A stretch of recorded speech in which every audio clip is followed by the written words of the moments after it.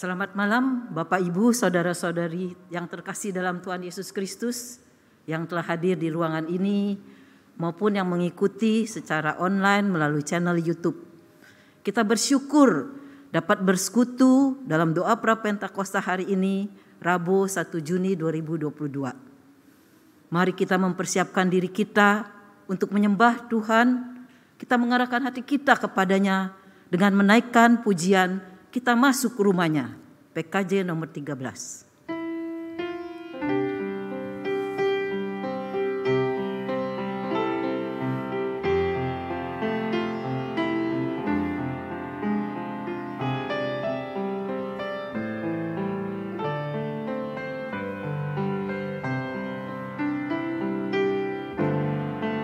Kita masuk rumah.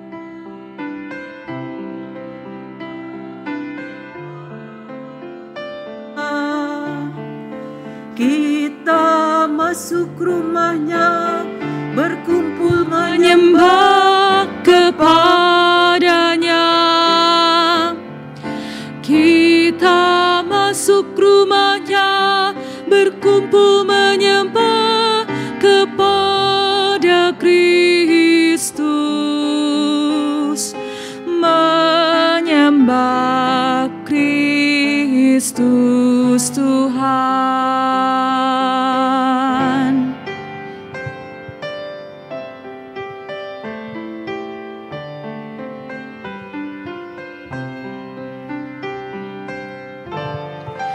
Lupakanlah dirimu, arahkan hatimu kepadanya. Lupakanlah dirimu, arahkan hatimu kepadanya. Lupakanlah dirimu, arahkan hatimu kepada Kristus. Menyembah Kristus Tuhan.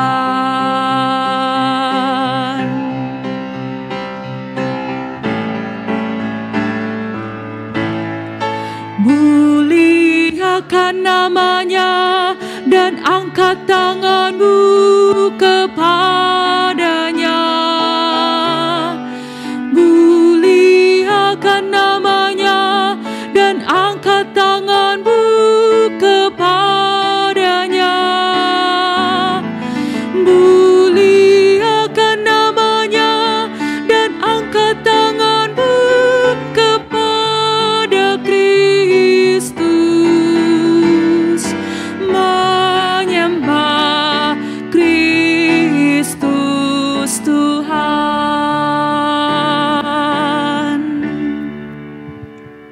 Kita berdoa. Tuhan Allah Bapa yang kami sembah, kami puji, kami bersyukur padamu Tuhan, kalau pada saat ini kami dapat mengikuti acara ibadah doa Prapentakosta pada saat ini Tuhan. Hadirlah di tengah kami Tuhan, berbicaralah kepada kami siap untuk mendengar. Dalam nama Tuhan Yesus Kristus, kami serahkan waktu ini ke dalam tangan-Mu. Amin. Bapak Ibu, saudara-saudari sekalian, dalam kehidupan siapa yang tidak pernah mengalami masalah? Tentu pernah ya. Masalahnya baik ringan, agak berat, atau masalah yang berat. Dalam menghadapi masalah-masalah itu tergantung bagaimana kita memandang dan bagaimana kita menghadapinya. Dalam setiap masalah yang kita hadapi, kita harus tetap mengandalkan Tuhan, minta pertolongannya. Ingatlah selalu akan janji Tuhan. Kasih setia Tuhan selalu ada menyertai kita dalam menghadapi, menyelesaikan masalah kita. Berserahlah kepadanya. Apakah kita menyadari bahwa masalah yang kita hadapi itu akan membentuk kita menjadi memiliki karakter yang lebih baik, sehingga kita bisa tetap mampu bersyukur walaupun sedang dalam masalah. Apakah kita bisa tetap bersyukur dalam menghadapi masalah? Dalam setiap keadaan kita? Seperti yang tertulis dalam 1 Tesalonika 5 ayat 18. Mengucap syukurlah dalam segala hal, sebab itulah yang dikehendaki Allah di dalam Kristus Yesus bagi kamu. Kita akan mendengarkan firman Tuhan yang akan disampaikan oleh Saudari Christina Yasti Saktiani dengan tema bersyukur dalam menghadapi masalah. Sebelumnya kita naikkan pujian firman-Mu kupegang selalu. PKJ 255.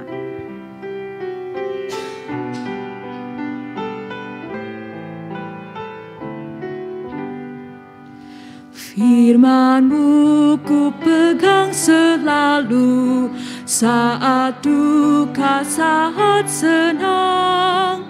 Jalan hidup yang akan datang, tangan Tuhan yang memegang. Pencobaan menghimpit aku dan menjadi keluhanku. Firman-Mu ku pegang selalu, saya pun tempat berteduh. Firman-Mu Tuhan ku pegang selalu. Hilanglah keraguanku bila hatiku rasa susah, padamu aku berserah. Firman-Mu ku pegang selalu, maka amanlah jiwaku. Firman-Mu Tuhan ku pegang selalu. Hilanglah keraguanku bila hatiku rasa susah, padamu aku berserah. Firman-Mu ku pegang selalu, maka amanlah jiwaku.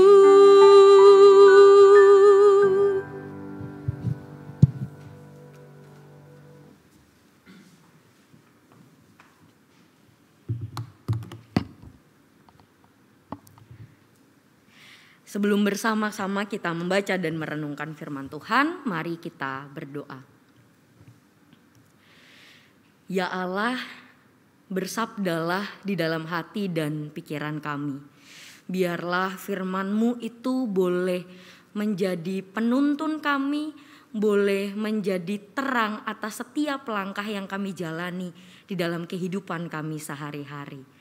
Di dalam nama anak-Mu Yesus Kristus, Tuhan dan Juru Selamat kami berdoa. Amin. Kita akan bersama-sama merenungkan firman Tuhan di dalam surat Yakobus pasal yang pertama, ayat yang pertama sampai ke 5. Yakobus pasal yang pertama, ayat yang pertama sampai ke 5. Demikian. Salam dari Yakobus, hamba Allah dan Tuhan Yesus Kristus kepada kedua belah suku di perantauan. Saudara-saudaraku, anggaplah suatu kebahagiaan apabila kamu jatuh ke dalam berbagai-bagai pencobaan. Sebab kamu tahu bahwa ujian terhadap imanmu itu menghasilkan ketekunan. Dan biarkanlah ketekunan itu memperoleh buah yang matang, supaya kamu menjadi sempurna dan utuh dan tak kekurangan suatu apapun. Tetapi apabila di antara kamu ada yang kekurangan hikmat, hendaklah ia memintakannya kepada Allah, yang memberikan kepada semua orang dengan murah hati dan dengan tidak membangkit-bangkit, maka hal itu akan diberikan kepadanya. berbicara tentang masalah, tantangan, siapa sih orang yang tidak pernah punya masalah? Tadi Bu Janita di awal sudah bilang, semua orang tuh pasti punya masalah, pasti pernah menghadapi tantangan atau kesulitan. Namun ada nggak di antara kita, baik Bapak Ibu, saudara yang ada di sini, yang ada di gereja maupun yang ada di rumah, yang kalau menghadapi masalah itu responnya dengan tertawa, dengan bahagia, wah ada masalah, sangat menyenangkan, aku suka dengan tantangan, aku suka dengan kesulitan, aku suka dengan penderitaan. Siapakah di antara kita yang kalau menghadapi masalah mempunyai respon seperti itu? Nah, di dalam suratnya Yakobus mengatakan di ayat kedua, saudara-saudaraku, anggaplah sebagai kebahagiaan, sebagai suatu kebahagiaan ketika apabila kamu jatuh ke dalam berbagai-bagai pencobaan.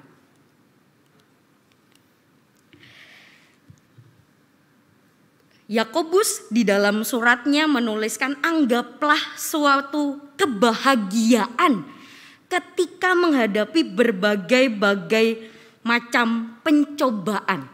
Kenapa? Karena pencobaan dapat menimbulkan ketekunan. Nah, ketekunan di sini berasal dari sebuah kata Yunani yaitu hupomone, yang berarti endurance atau ketahanan atau daya tahan. Makanya gambarnya gambar orang lari. Jadi ketekunan di sini sebenarnya berbicara tentang daya tahan, atau kalau atlet gitu ngomonginnya stamina. Jadi berbagai macam pencobaan itu akan ketika dihadapi terus menerus akan menghasilkan ketekunan, akan menghasilkan ketahanan, akan menghasilkan satu daya tahan terhadap permasalahan, terhadap tantangan. Nah, ketika terus menerus ketekunan itu tumbuh, daya tahan itu tumbuh, maka si ketekunan itu akan menghasilkan buah yang matang. Yang kalau dikatakan surat Yakobus, supaya kamu menjadi buah yang matang, supaya kamu menjadi sempurna dan utuh dan tak kekurangan suatu apapun. Berarti dengan kata lain kita bisa ambil kesimpulan tuh. Oh, berarti permasalahan, tantangan, kesulitan, ujian, pencobaan itu menghasilkan kematangan, kesempurnaan, kelengkapan, keutuhan. Nah, namun hasil akhir ini baru bisa diperoleh ketika seseorang berhasil untuk terus menerus menjalani dan menghadapi tantangan, menjalani dan menghadapi kesulitan, ujian dan pencobaan. Namun apakah yang dimaksud dengan Yakobus dengan berhasil itu adalah dengan ketika menghadapi suatu pencobaan, suatu ujian itu harus dengan sukacita? Apakah berhasil itu artinya tidak mengeluh, tidak marah, tidak kecewa dan tidak sedih? Apakah berhasil itu berarti setiap ada masalah hanya sukacita saja? Nah, berbicara tentang penderitaan, berbicara tentang ujian, kita tidak bisa lupa dengan tokoh Ayub. Mari kita coba lihat bagaimana Ayub menghadapi ujian dan pencobaan yang hadir di dalam hidupnya. Wah, ini kecil-kecil jadi nggak kelihatan. Oke. Jadi saya bacakan. Jadi satu kitab Ayub itu terdiri dari 42 pasal. Secara singkat, jadi pasal yang pertama dan kedua itu isinya adalah sebuah prolog. Nah, di dalam prolog ini dikenalkan siapa sih Ayub, dan di situ juga diceritakan tentang situasi atau latar belakang atau konteks yang dihadapi oleh Ayub, yaitu Ayub menghadapi pencobaan dan ujian yang datang dari iblis. Jadi Ayub dikenalkan sebagai seorang yang saleh dan benar di hadapan Allah, Lalu kemudian iblis meminta izin gitu kepada Allah untuk memberi ujian kepada Ayub dengan cara iblis ini mengambil keluarganya, mengambil anak-anaknya, mengambil hartanya, dan mengambil kesehatannya. Ayub diberikan sakit. Nah, di prolog ini dituliskan juga dengan jelas bahwa di tengah pencobaan itu, di tengah ujian yang diberikan oleh iblis, Ayub tetap bersyukur kepada Allah sekalipun ia menerima pencobaan. Kita bisa lihat itu di Ayub pasal 1 ayat 21. Ayub mengatakan dengan jelas, dengan telanjang aku keluar dari kandungan ibuku, dengan telanjang juga aku akan kembali ke dalamnya. Tuhan yang memberi, Tuhan yang mengambil, terpujilah nama Tuhan. Ayub masih bersyukur, dan di pasal 2 ayat 10 itu adalah jawaban Ayub terhadap kesinisan istrinya. Ketika istrinya mengatakan, masih bertekunkah engkau dalam kesalehanmu? Ayub mengatakan, engkau berbicara seperti perempuan gila. Apakah kita mau menerima yang baik dari Allah tetapi tidak mau menerima yang buruk? Di pasal 1 dan 2 kita melihat bagaimana Ayub di tengah pencobaan dan ujian yang dia terima, dia masih bisa bersyukur. Namun itu tidak berhenti sampai di sana. Pasal 3 sampai 37 itu adalah sebuah bagian yang cukup panjang, sebuah teatrikal puisi antara percakapan Ayub dengan teman-temannya. Di pasal 3 ayat 31 itu ada percakapan antara Ayub dengan 3 orang temannya, yaitu Elifas, Bildad, dan Zofar. Nah, di pasal 3 sampai 31, dimulai dari pasal 3, Ayub mulai mengeluh. Ayub menunjukkan keluh kesahnya, menunjukkan kekecewaannya, menunjukkan kemarahannya, bahkan Ayub protes terhadap Allah. Kenapa ia harus menerima penderitaan? Padahal ia merasa ia tidak melakukan kesalahan. Ayub merasa dirinya benar. Nah, di dalam percakapan bolak-balik antara Ayub dengan ketiga teman-temannya itu, ketiga teman-temannya ada di posisi yang mengatakan bahwa kamu menerima penderitaan sekarang ini karena kamu pasti punya kesalahan. Karena kamu pasti melakukan sebuah dosa. Tetapi Ayub di sisi yang lain enggak. Saya ngerasa saya enggak salah, tapi kenapa Allah memberikan saya penderitaan? Lalu kemudian setelah percakapan panjang antara Ayub dengan Elifas, Zofar, dan Bildad, di ayat 32 dan 37 masuklah satu tokoh bernama Elihu, teman Ayub yang lain yang muncul dan terlibat dalam percakapan ini. Dan Elihu justru melihat bahwa penderitaan yang dialami Ayub itu adalah cara Allah untuk menuntun umatnya menjadi lebih baik. Elihu justru melihat penderitaan yang dialami Ayub itu adalah cara Allah untuk mendidik Ayub untuk menjadi orang yang lebih baik. Lalu kemudian dilanjutkan dengan pasal 38 sampai 42 ini adalah bagian dari respon Allah sekaligus akhir dari pergumulan panjang Ayub dengan masalah hidupnya. Di pasal 38 sampai 41 Allah akhirnya menjawab protes dan pertanyaan Ayub. Ayub bertanya kenapa ia menderita sekalipun ia merasa ia tidak bersalah. Lalu Allah menjawab protes Ayub melalui sebuah badai. Allah menunjukkan kepada Ayub bagaimana ketika Allah menciptakan segala isi bumi, alam semesta, segala kehidupan, kamu di mana? Ayub di mana? Ketika aku mengatur sedemikian rupa, ketika aku memperhatikan seluruh kehidupan secara utuh sangat detail, kamu di mana? Allah menunjukkan kepada Ayub kekuasaan yang dimiliki Allah. Allah adalah Allah yang berkuasa atas seluruh kehidupan di alam semesta. Allah memperhatikan semua kehidupan.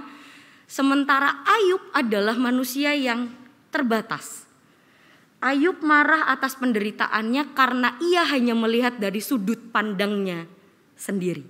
Sementara Allah melihat seluruh kehidupan itu secara utuh. Allah ingin mengatakan, kamu tidak ada di dalam posisi yang tepat untuk mempertanyakan kekuasaanku. Allah ingin menunjukkan itu kepada Ayub. Setelah jawaban panjang Allah terhadap Ayub, kemudian di pasal 42, di perikop yang pertama, Ayub kemudian menyadari. Ayub menyesali protesnya, Ayub menarik kembali perkataannya, Ayub menyadari bahwa ternyata Allah lebih besar dari apa yang dia pikirkan. Dia marah, dia protes, dia kecewa karena perspektifnya sempit, karena perspektifnya terbatas. Sementara Allah punya cara pandang yang sangat luas, yang jauh melebihi dirinya. Ayub kemudian menyadari kesalahannya, Ayub menyadari keterbatasannya, dan Ayub kemudian menarik kembali protesnya. Lalu yang menarik kemudian adalah di perikop yang kedua, Allah justru menyalahkan cara pandang Zofar, Bildad, dan Elifas. Zofar, Bildad, dan Elifas ketika melihat penderitaan Ayub, ketika melihat Ayub protes, mempertanyakan mengapa ia menderita, mereka mengatakan bahwa Allah itu udah pasti adil, jadi sekarang kamu menderita itu pasti karena kamu melakukan kesalahan. Ketiga teman Ayub tidak memberi ruang untuk Ayub bergumul. Tidak memberi ruang untuk perasaan-perasaan kecewa, perasaan sedih, perasaan marah Ayub. Tetapi Allah justru membenarkan cara bergumul Ayub. Allah justru membenarkan cara pandang Ayub. Lalu kemudian Allah memulihkan kehidupan Ayub. Bila kita lihat bagaimana proses pergumulan Ayub, justru pergumulan yang Allah ingin agar Ayub bergumul, betul-betul bergumul dengan jujur. Allah justru memberi ruang pada kemarahan, pada protesnya Ayub, kekecewaan, sedihnya Ayub. Allah memberi ruang Ayub untuk bergumul sedemikian rupa dengan jujur, dengan segala emosionalnya dia, dengan segala protesnya dia. Rasa syukur yang muncul di diri Ayub pada pasal 42 itu terjadi bukan karena masalahnya sudah selesai. Kita tahu persis pemulihan Ayub itu terjadi setelah Ayub menyadari siapa dirinya, setelah ia melihat seberapa besar kuasa Allah, setelah Ayub kemudian bisa bersyukur dan menarik kembali protesnya. Ayub bisa bersyukur bukan karena masalahnya sudah selesai, tetapi ia bisa mensyukuri, ia bisa belajar sesuatu justru ketika dia masih sedang bergumul di dalam kesulitannya, di dalam penderitaannya. Kembali kepada Yakobus. Apa yang sebetulnya dimaksudkan oleh kebahagiaan ketika menghadapi berbagai macam pencobaan? Bukan berarti ketika kita menghadapi satu pencobaan, satu masalah, satu tantangan, lalu kemudian tidak ada ruang untuk bergumul, tidak ada ruang untuk bersedih, tidak ada ruang untuk marah, tidak ada ruang untuk kecewa.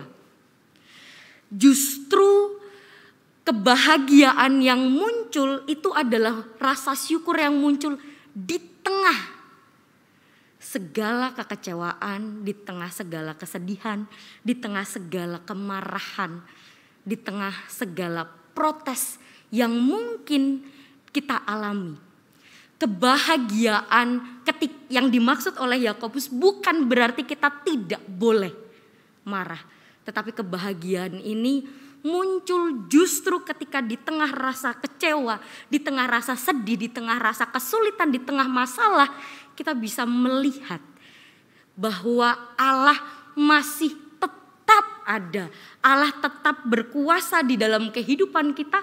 Allah tetap mengasihi kita. Allah tetap berada bersama-sama dengan kita di tengah segala masalah, di tengah segala tantangan. Rasa syukur inilah yang memberanikan dan mendorong kita untuk bersedia, terus menerus bergumul, terus menerus menghadapi setiap masalah, terus menerus menjalani setiap tantangan dengan jujur. Rasa syukur inilah yang justru memberikan keberanian kita untuk berani merasa kecewa, merasa sedih, merasa marah, dan merasa sulit, merasa menderita. Ketika kita bersedia untuk terus menerus menghadapi itu dengan jujur, ketekunan atau endurance itulah yang muncul. Endurance, ketekunan semacam itulah. Jadi bukan ketekunan ketika menghadapi masalah, oh tidak ada perasaan marah, oh tidak ada perasaan kecewa. Bukan. Tetapi justru endurance ketika bersedia menghadapi rasa marah, kecewa, sedih, terus menerus ketika permasalahan itu hadir.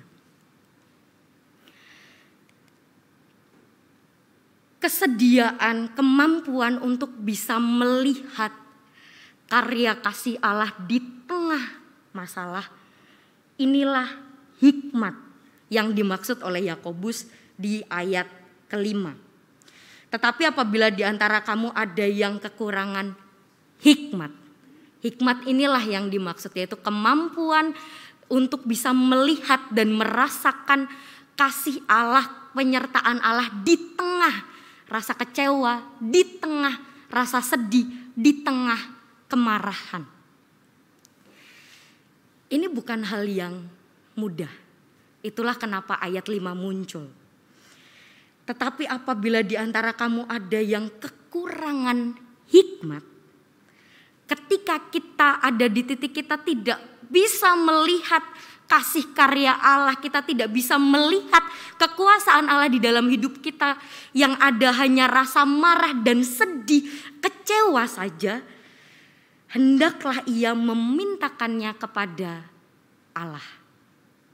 Karena Allah adalah Allah yang bersedia memberi hikmat itu kepada semua orang, tanpa melihat siapa mereka, tanpa melihat apa yang sudah dilakukan, tanpa melihat latar belakang.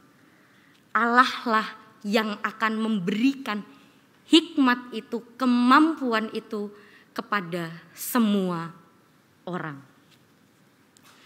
Bersyukur di tengah masalah bukan berarti kita menjalani masalah tanpa perasaan negatif. Tetapi bersyukur di tengah masalah itu justru muncul di tengah ketika kita bersedia membuka ruang yang jujur di hadapan Allah dengan semua perasaan negatif kita.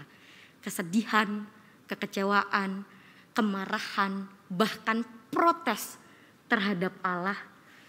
Di tengah perasaan-perasaan itu, karena masalah yang kita hadapi begitu berat, rasa syukur yang muncul karena kita melihat Allah lebih besar daripada kita, itulah yang akan memberikan kita kekuatan, hikmat, kemampuan untuk mau bersedia menjalani kesedihan terus-menerus, kesulitan terus-menerus, kemarahan terus-menerus.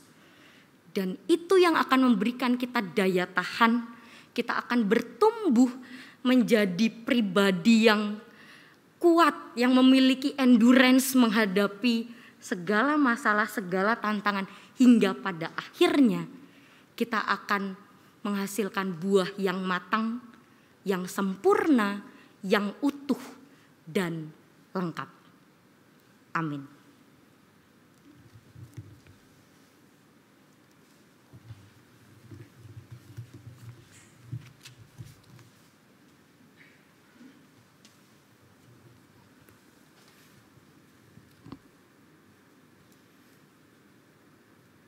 Sekarang dibuka sesi tanya jawab. Apakah ada yang ingin bertanya berkaitan dengan firman Tuhan yang baru saja kita dengar? Jika ada, bagi yang di ruangan ini bisa mengangkat tangan. Dan bagi yang mengikuti di channel YouTube, dapat menuliskan pertanyaannya di kolom komen. Sebelumnya mari kita menyanyikan lagu Bila Badai Hidup Menerpamu, PKJ 285. Ingatlah selalu akan janji Tuhan, walau hidup kita tidak selalu mulus, baik dalam pekerjaan, di sekolah, atau kuliah, atau dalam kehidupan berkeluarga, kasih setia Tuhan selalu ada menyertai kita.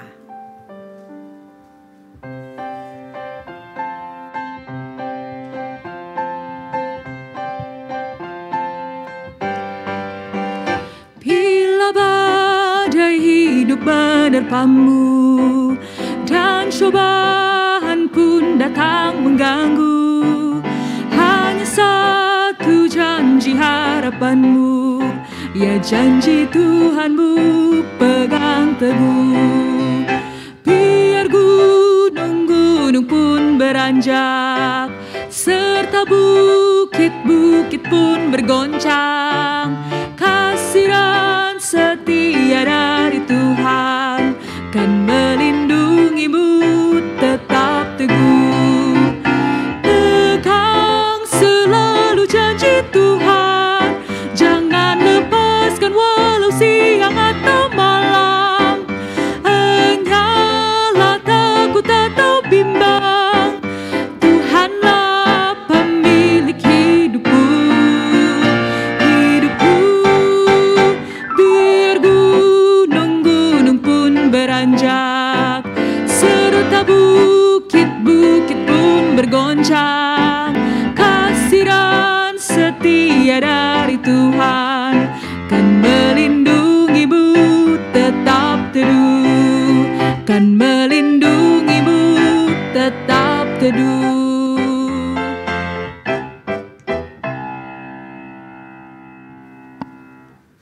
Adakah yang mau bertanya? Kalau tidak ada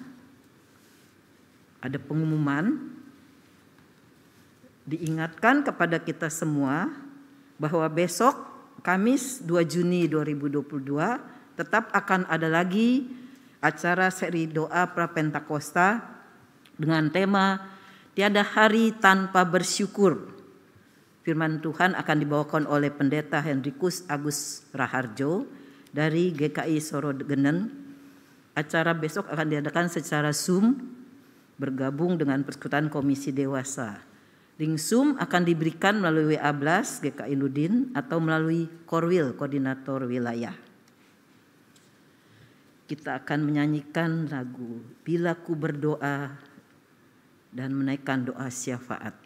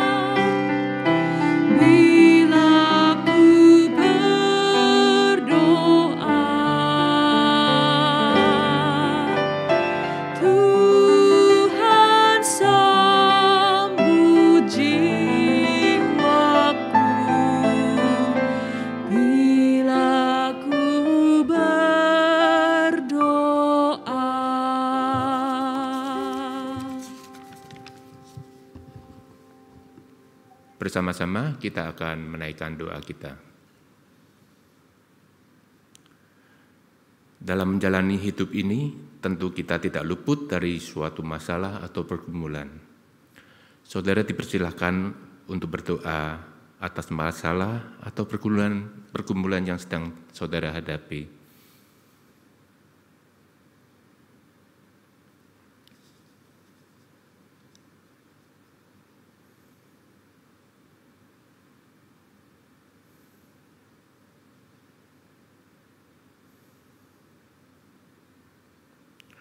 Doakan juga untuk seseorang yang saat ini sedang bergumul dengan masalahnya.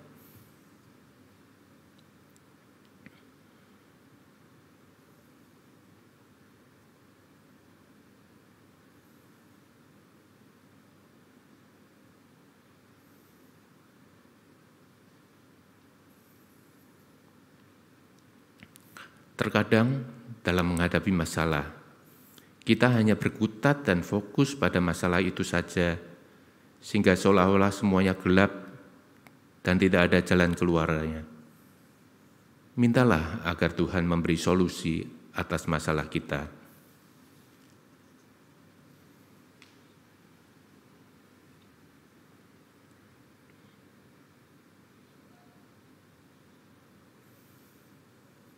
Seperti ketika kita melihat gerhana, baik itu gerhana matahari atau gerhana bulan, kalau kita hanya melihat bagian gelapnya saja, maka yang nampak hanya kegelapan saja. Namun sesungguhnya di sekitar kegelapan tersebut, ada bagian terangnya, yang apabila kita lihat secara keseluruhan, menjadi indah.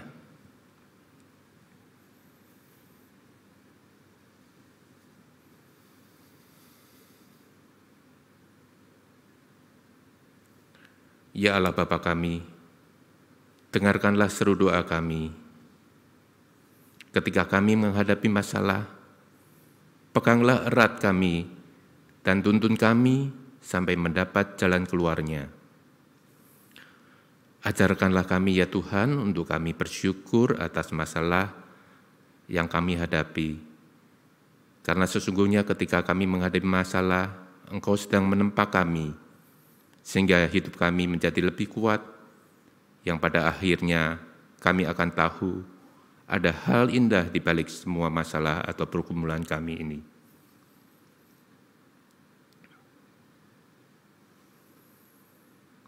Bapa, saat ini kami juga ingin berdoa untuk mereka yang sedang sakit, yang sedang dalam perawatan, atau masalah kesehatan karena usia. Kami ingin berdoa untuk Ibu Lili Karnagi, untuk Saudari Yulia Triastuti, untuk Saudari Tarweni, Ibu Erniwati, Ibu Afriani, Ibu Tansiulan, Bapak Hendro Kusumo, Saudara Kaleb, Ibu Pohan, Saudara Ateni Haryono, Ibu Josephine, Ibu Kurniawati, Ibu Kristini, Saudara Daud Agultom, Saudari Deborah, Bapak Wibawa, Bapak Rubin Kuspanto, Bapak Hendra Lim, Ibu Yoke, Ibu Rina Sutejo, Ibu Rini Wijaya, Bapak Yanto, Ibu Lisiantar, Ibu Erna Dewi, Ibu Dewi, Bapak Lugianto, Bapak Wahyu, anak Betlesia Karen, dan masih banyak saudara kami yang lain yang membutuhkan pertolongan. Kami berdoa untuk mereka ya Tuhan, berkati dan sertai mereka, berikanlah apa yang mereka butuhkan. Berkati ya Tuhan, dokter, para medis, obat-obatan atau peralatan medis lainnya, agar dapat membawa kesembuhan dan perbaikan bagi kesehatan mereka. Berkati juga ya Tuhan, keluarga atau orang-orang yang mendampingi mereka. Bapa, kiranya Bapa juga senantiasa memberi kesehatan kepada kami semua dan memampukan kepada kami untuk bertanggung jawab atas tubuh kami dan menjaga kesehatan kami. Kami berdoa untuk vaksin COVID-19 yang sudah kami terima, kiranya Tuhan akan berkati agar vaksin tersebut dapat berfungsi secara efektif, yang dapat memberi imun tubuh kami terhadap coronavirus. Terima kasih Tuhan, kami saat ini juga ingin berdoa untuk Saudara Andrea yang sedang mencari pekerjaan. Kiranya Tuhan akan terus menyertai Saudara Andrea sampai mendapat pekerjaan yang tepat, yang dapat menjadi berkat bagi Saudara Andrea. Tuhan, kami juga ingin berdoa untuk Saudari Agustina Mahardika yang sudah mendapat pekerjaan. Terima kasih untuk pekerjaan yang dia dapatkan ya Tuhan. Kiranya Tuhan akan senantiasa menyertai dan memberkati pekerjaannya, agar semua yang dikerjakannya boleh berjalan dengan lancar dan dia dapat berkontribusi baik kepada perusahaannya. Terima kasih Tuhan, inilah doa kami yang kami panjatkan dalam nama Tuhan kami Yesus Kristus.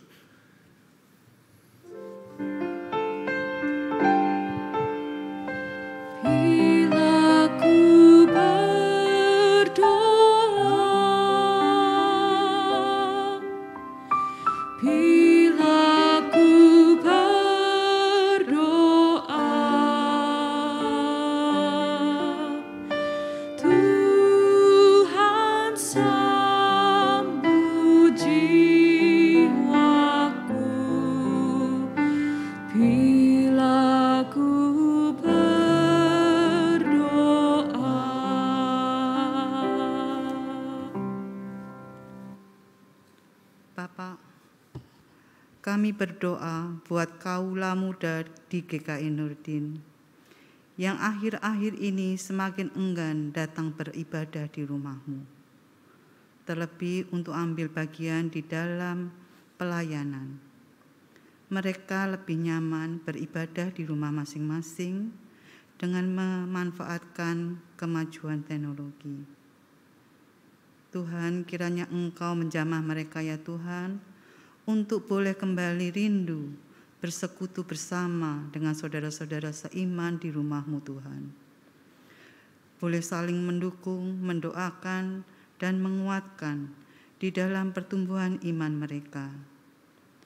Dan bersedia ambil bagian di dalam pelayanan di jemaat-Mu Tuhan.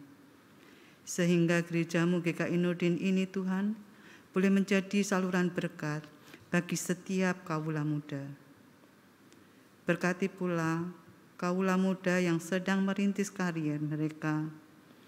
Biarlah mereka boleh senantiasa mengandalkan Tuhan di dalam setiap usahanya, baik sebagai profesional maupun yang merintis usaha sendiri. Tuhan pakai kaula muda untuk menjadi batu penjuru, untuk membawa jiwa-jiwa baru di jemaat-Mu ini, melalui kehidupan mereka. Kami juga ingin berdoa buat jemaat-Mu GKI Nurdin yang sedang merindukan untuk mencari seorang hamba Tuhan. Kiranya Tuhan, Engkau menolong, mengirimkan hamba-Mu ya Tuhan sesuai dengan kehendak-Mu. Dan hamba-Mu itu dapat melayani dengan baik dan memenuhi kebutuhan jemaat-Mu di GKI Nurdin ini. Berkati semua proses yang telah berjalan ya Tuhan, yang dilakukan oleh tim pendeta dalam mencari hamba Tuhan. Kiranya semua boleh berjalan dengan baik sampai tepat pada waktunya.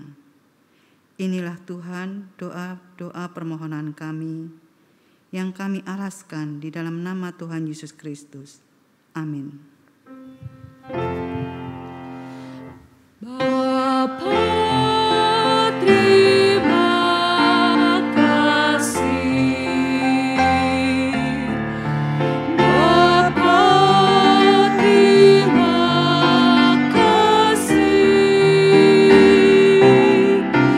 Bapa di dalam surga,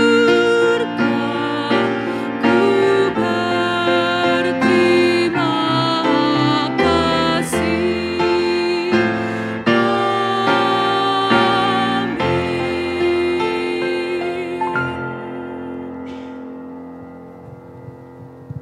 Acara doa Prapentakosta hari ini telah selesai. Selamat malam, Tuhan Yesus memberkati.